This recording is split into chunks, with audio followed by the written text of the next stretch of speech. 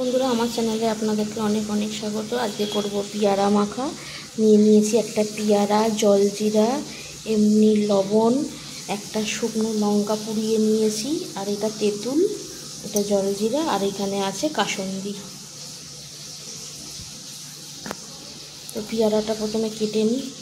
এই যে বন্ধুরা, পেয়ারাগুলো কেটে নিয়েছি। এবার শুকনো লঙ্কাটাকে জলজিরা আর নুন দিয়ে মাখাচ্ছি। জলজিরাটা ছিল বলে কীরকম একটু ডালা ডালা হয়ে গেছে ভেতরটা। শুকনো লঙ্কা দিয়ে, নুন দিয়ে, জলজিরা দিয়ে মাখালাম। মাখিয়ে এবার তেঁতুলটার সঙ্গেও এটা দিয়ে মাখাবো।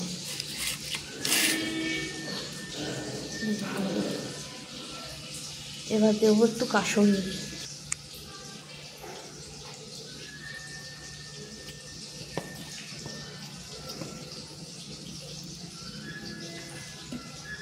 এবার সব দিয়ে পেয়ারাটাকে মাখবো।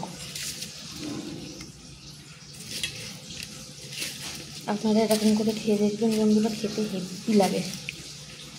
আর শুকনো লঙ্কা পোড়াটা দিতে না টেস্টটা আরও বেশি আসে। এই যে বন্ধুরা, তৈরি হয়ে গেছে পেয়ারার চাট।